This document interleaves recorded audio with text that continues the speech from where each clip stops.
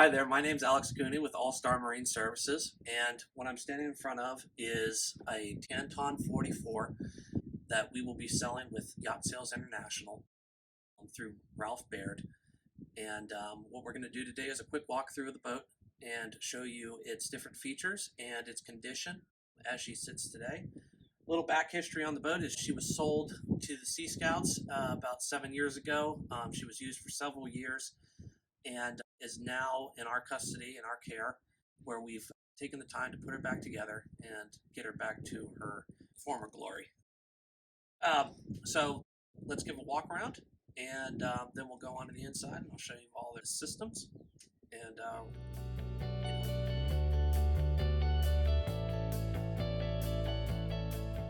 okay, starting from the outside of the boat, we do have a full set of canvas. The canvas is in need of restitching in several different places, but overall usability of the canvas right now is totally fine. Everything works, everything comes together. What we have is very nice sails and sail covers. The sails are in mint condition. Sail covers are also in excellent shape. We have a bimini and a dodger connected. Both of these are in need of restitching, but can still be used as is. We also have half covers that go around the bimini and dodger just to keep rainwater out of the cockpit and the sun off your back, which is a really nice thing that they've done. In the cockpit, we have seat cushions all the way around, also covers for the steering wheel and the pedestal, along with the GPS and the compass. There is also wiring that has been set up, but not like completed, I guess you could say, for the 2 speakers in the cockpit. But that can be added through us at All Star Marine if the customer, or client I should say, would require it. Okay. Going forward, we do also have covers for all the isinglass on the Dodger. It's all in very, very good shape. Everything as far as the covers was kept indoors over the past 7 years. It was never put on the boat. So when we got it, it had absolutely no canvas on board. And we got all this stuff out of storage. So it's all in, really decent shape, and it's good. We were quite pleased to have found all that. Stanchions are all in pretty decent shape. There is one over there on that side that needs to be installed. The teak around the coaming on the deck, very, very high coamings on this boat. You'll never lose anything. Your phone will stay on board, which is fantastic when you drop it. The teak is fairly worn out. It's still serviceable. You could still redo it without having to actually replace the wood. The teak handrails, very good condition, very strong. We've found absolutely no soft spots or any water in the core of this vessel, mainly because Tanton doesn't actually have a core. They are solid fiberglass boats. They're extremely heavily built. This boat is several tons heavier than most boats of its size, which is amazing considering that it has a hull speed of 9 knots under sail alone. This thing really rockets along, but mainly that is due to the fantastic sail design of this vessel. She is what's known as a Cat-Ketch. The Cat-Ketch refers to the boom and mast design. It's a lot like a windsurfer. Not only does this allow for easy use with a small crew, but it also means that the boat will point several degrees higher into the wind. And so, really, you can head straight up into it, and it's fantastic. This boat can easily be crewed by 2 people alone. Even one person, if you had an autopilot, could handle this vessel, no problem at all. She is a blue water boat, and it really shows even after the years that she sat kind of neglected, she's still here to tell the tale, and I think that's fantastic. Let's see here. Going forward, you have 2 storage lockers towards the bow for ropes and lines and fenders. One there and one here, which I can show you. Right now that one's full of rope. The other one's got fenders in it. They just installed a new Marin & Co. solar fan right there, which is really nice. We've been using it. There was a lot of moisture inside the boat.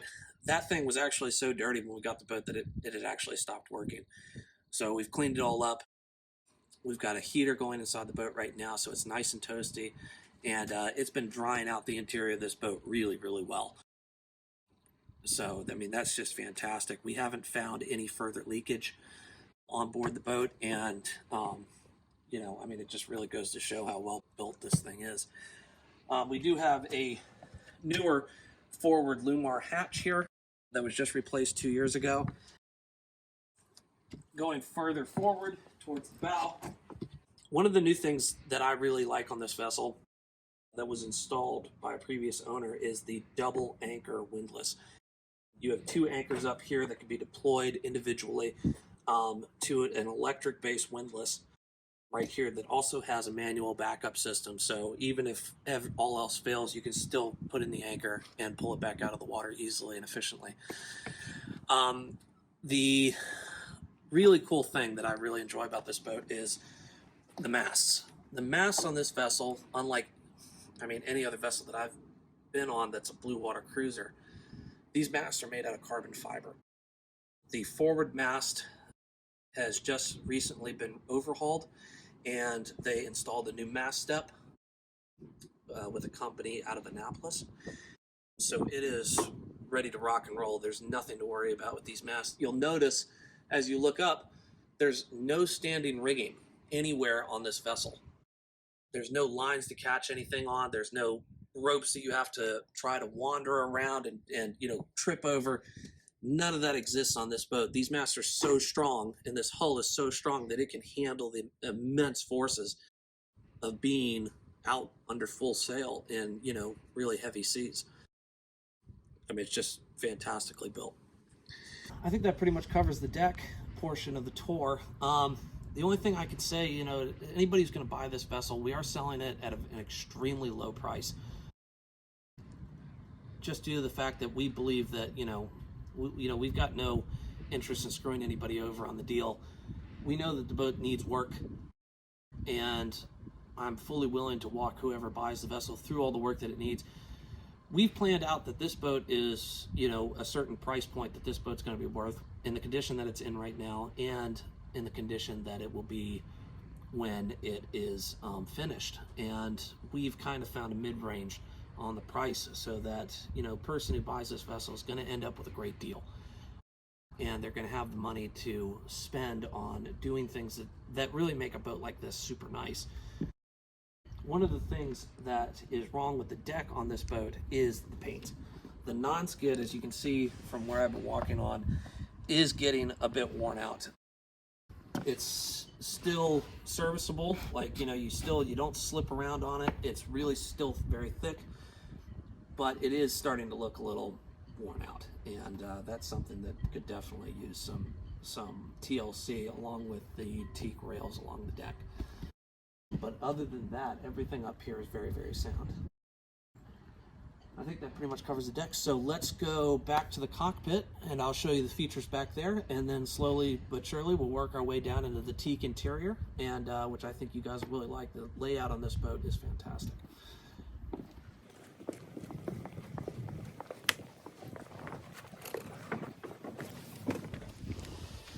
All right, so here we are in the cockpit. In the cockpit, there's a couple of really cool features here. You know, everything as you see it right now is how it's going to be when the boat is sold. And of course, you know, we can talk about upgrading certain things that you might want to have upgraded, but everything that you need is already here. You know, you can go for a lot of nicety stuff, but everything's here and everything's serviceable. You have your helm wheel right here. Underneath of here, you have a compass with a Garmin GPS system on the side. On this side, you have a Raymarine depth sounder.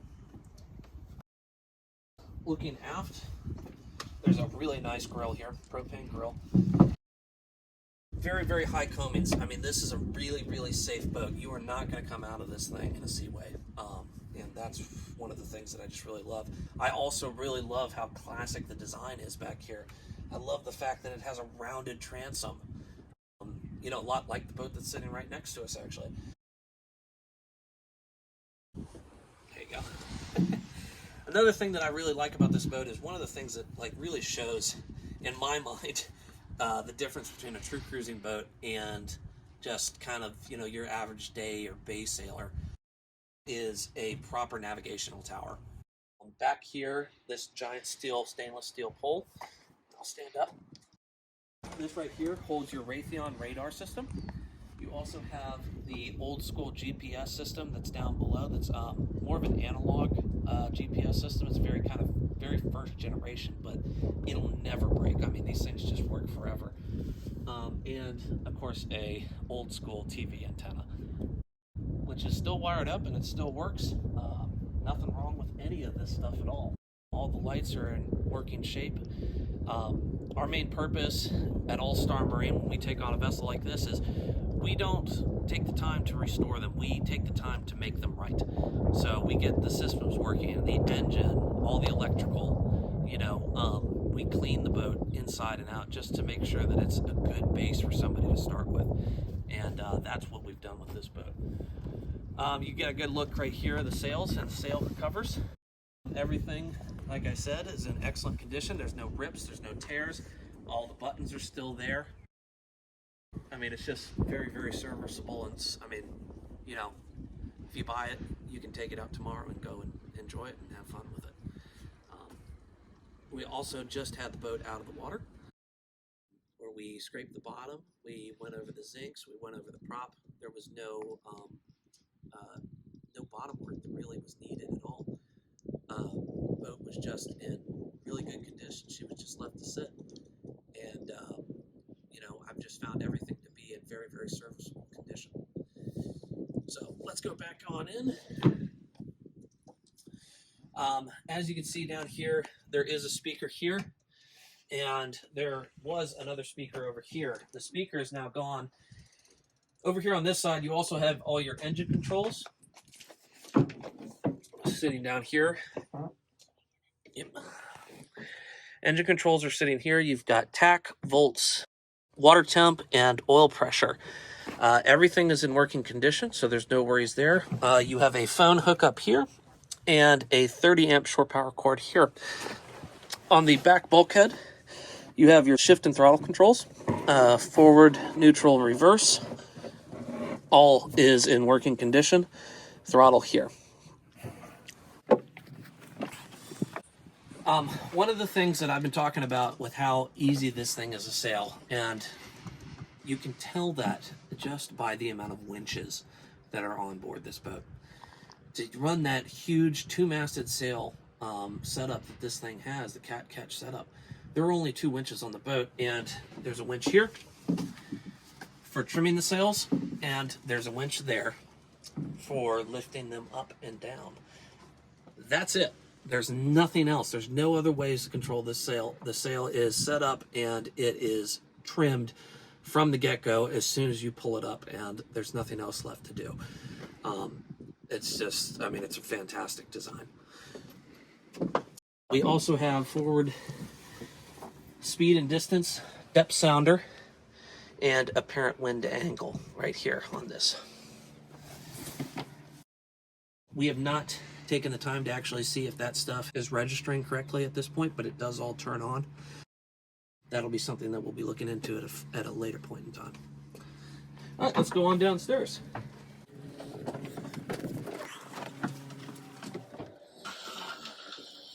Alex, wake up. Oh, hey. I nodded off there for a second. But while I'm back here, let me show you something really cool. The previous owner of this vessel really didn't want to break down. And one of his biggest concerns while he was out at sea was actually the idea of having to shut down the engine to do fuel filter changes, and, you know, if he ever had any water in the fuel system, which happens a lot on these boats. So he went a little berserk, and where I'm sitting at right now is the pilot berth in the very aft of the boat. And if we look over here on this wall, what you will find is a centrifugal force water to fuel separator, and 2 Raycor systems for a boat that it's a lot bigger than this one. I mean, it's really, really overdone. You also have a pressure gauge on the wall here to show you what the pressure is in the fuel lines, and a electric fuel pump, so that when, if need be, that you actually had to change over the fuel filters, or if you got any air in the line that would cause the engine to stop, you can flip a switch, turn on the electric fuel pump, and it's going to immediately force fuel to the injectors, making this just a seamless way to change filters and just to do maintenance on the engine. It's just a fantastic setup. It's way overkill. I would never do this on my own boat, but I'm very happy to see that somebody took the time to do it on this one. If we look further back, we will notice, oops, there we go. Can't get the thing open. We'll notice the garage. Back in here right now, it's very dark. I can't reach back there to turn on the light. But what you will find on the wall is 2 brand new Interstate deep cycle batteries. These are 41 series deep cycle batteries, along with a 30 amp Raritan battery charger that's working on charging up both those batteries right now. We've got some lights on and stuff right now inside the boat, so we're pulling about 15 amps out of the Raritan. This is a massive storage unit back here. I mean, it's just really fantastic. You could put sails back there. You could do anything you want. And what makes it really nice is you don't have to like crawl around. Like it's a real space. You could almost sleep back there if you really wanted to. Or, if you're smuggling drugs, for that matter. Not that I've thought about it. Oh, jeez. Dinner bell. All right. Whew, now for the main cabin. Now that I've had my nap. Let's start over here in the galley. In the galley, your setup is pretty simplistic. This is a massive work area. I mean, I can lay out on this thing. That's how much space you have to meal prep and cook things. You can't ask for better. And even with that area, they still have a built-in over the stove countertop, which hinges right up really nicely. There's no worries there. Behind here, you have a massive amount of storage. All solid teak doors. You'll find no, what I would call plywood teak.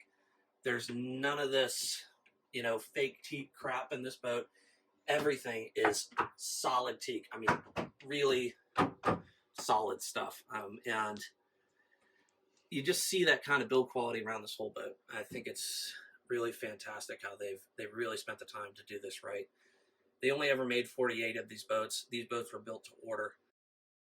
They weren't mass produced, so every single one was really built to a high spec. And, that's why she's still around today. But yeah, all these open up. Inside these compartments, you have 2 massive refrigerator freezers. I mean, these things are deep. That's probably 3 feet down, with 2 coil packs. One is 120, the other one is a 12 volt. And it's the exact same story over here in this one. Got some water bottles down in there right now. You've got enough storage space on this boat to handle yourself for several weeks and not just have food sitting out all over the place, which is a really, really nice thing. Over here, we'll walk in here shortly. This is the master cabin on board the boat with its own private head and shower, which can also be accessed by the crew coming in from the forward end of the stateroom. Of course, it can be locked off if you want to use that for your own private head. There is a head further up forward in the V-berth area. Nav station. Now, one thing I cannot stand is something I like to call boat yoga. I cannot stand trying to lean over and crawl around engine rooms to repair things. It kills my back. I'm 30 years old, but I'm too damn old to be doing that. So, one of the things I really loved about this boat was the access to the main engine. Now, as you can see, the main engine's a little dirty at this point, but let me tell you what we have here. We have a 4-cylinder Volvo Penta engine, freshwater cooled. She is running a 30 amp alternator. This thing just runs seamlessly. I mean, it's like a metronome. It's really fantastic running engine, and it's very, very quiet. The engine room, as you can see, is extremely well padded all the way around. I mean, there's nothing that doesn't have padding on it, and when you're in here, it's just a very nice place to be. Even while cruising, it's a very low decibel engine, which makes being down in the cabin just a little bit more livable, you know? I mean, sometimes when you're out on the water and you've got the engine running, being down in the cabin is like hell. I mean, it's just loud and it's noisy and you're yelling over people to try to talk, and it's not where you want to be. And this cabin is a fantastic place to be. So you have access here through the main hatch. Oops. Let's see here. You have access through here. This shelf slides out, and then you have access directly down on top of the engine. There's also stern access right here, which I can show you, to the transmission and to the back end of the engine, along with the filters. One of the things that any good cruising boat, I mean a blue water cruiser, is you need to have a proper chart table. That's what you get with this vessel. You have a place to lay out huge charts, along with, you know, if you wanted a place to just put out your laptop, you know, whatever it might be, to set something down on here, and it's fantastic. And it also has a beautiful ledge that goes around to keep things from sliding off. Like I've said previously, the systems on this boat all work, but they are outdated.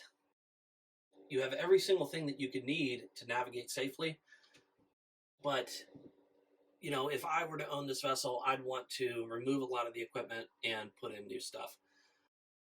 But let me go ahead and show you what we have here. We have, starting off, is an ICOM M700 SSB radio, long range radio. Underneath of it, we have a Raytheon radar. Following that, we have a GPS navigator. Now, this isn't a GPS navigator like you would think, where it shows you a picture of the Earth and you get to look at it. It looks all cool.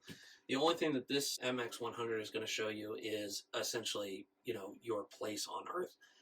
It's going to give you your navigational coordinates, and that's kind of it. I think it also tells you what direction you're heading, but that's going to be as far as this one's going to take you. The main GPS, the Garmin up top, that is a newer system, and it does actually show you what normal GPS units today would show.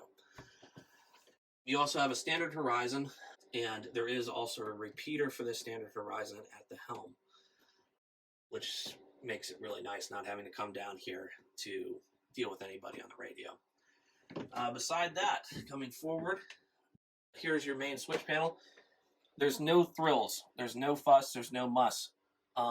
You've got 4 things that come off of shore power: outlets, water heater, refrigerator, and a battery charger. You got cabin lights, tricolor running, navigation, chart plotter, autopilot, everything that you need while you're underway. SSB, anchor light, your main battery switch. Like I said, there's no thrills here. It's everything you need, nothing more. Moving forward in the boat, we do have an L-shaped settee to port over here with storage above, 2 speakers. To starboard, we have a single berth. It's almost a berth and a half. Like, it's quite wide, and you could really get comfortable on this thing. Storage behind in teak lockers, storage here, and storage below. This is the main galley sink right here. It's a double basin sink. Hot and cold running water, a drinking water faucet that's filtered, and then 2 hand pumps if you don't feel like running the main power to do so. I think the hand pumps are a bit redundant these days, but that's fine. To the right-hand side of that is your galley stove and oven. You have a 3-burner propane stove and oven set up here that is on a gimbal, and the gimbal's great. Everything is stainless steel lined in behind and around, just like it's supposed to be, with storage underneath. Looking down at the floorway here, you'll notice all of these hatches. This whole floor in this boat comes up and out. There's excellent access through the bilges to handle whatever problem or whatever need for maintenance that you might have, and it's fantastic. It's a little bit dirty down there, but it's nothing that's not serviceable. Everything is in decent shape. There are no leaks in this boat. This boat's been sitting in a boatyard with no electricity for several years now, and they've never even needed to pump the bilges. I mean, the thing just, she sits great. So that's something that's really fantastic about it. Coming further forward, you'll have a fold-up table for dinner, which is quite large. Very, very large fold-up table. I mean, you could really serve some people a great meal here.